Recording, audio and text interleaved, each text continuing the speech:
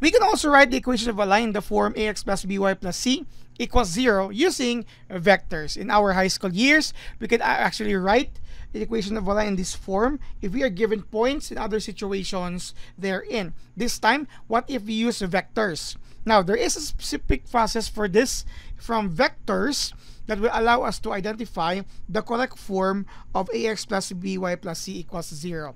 We will have examples for this later. Just for this video, we're going to talk about the process. The first one is, of course, we know that if we have an equation in this form, L is equal to P plus the vector V. This means that this is our direction vector of the said line, and this passes through point P. So in the concept of ax plus by plus c, just like in our high school years, if we could have a point and a slope, or a point and another point, or another slope and an intercept, we can identify the equation of a line. This time, if we have a point and a vector, we can form it into this manner, into this process, using this process. Okay, take note, it passes to point P. Okay, so the first thing here is, the first step is to get the normal vector. Okay, the normal vector can be solved using the relationship of your direction vector of your line L. If your direction vector of line L is identified as v sub 1, v sub 2, we know already that our n would actually provide as negative v sub 2 and then your v sub 1. Okay, now for the second step, this would actually be equivalent to your a and then b in your ax plus by plus c is equal to 0. So whatever would be the first component now of your vector, normal vector n, that's your a, and for your v, that is your, b rather, that's your, or v sub 1, the second component, that's your actually your b. Now, the third step here is identification of point C or value of C, so that we can actually form in this manner. Now, we can actually use, after we have identified A and B, substitute it there. That would mean this would be constant. This would be constant.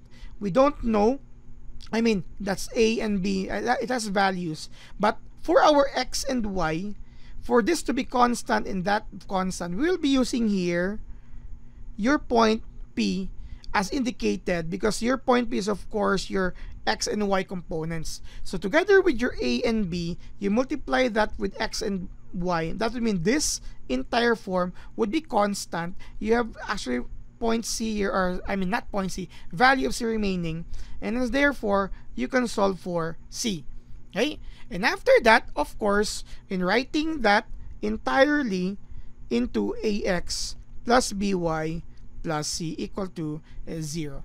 This is now the process of determining the equation of a line in the form ax plus by plus c using vectors. We start with the given vector, or if it's not given, we will solve for the direction vector of line L, get the normal vector or the direction vector of the normal line as the perpendicular line to line L.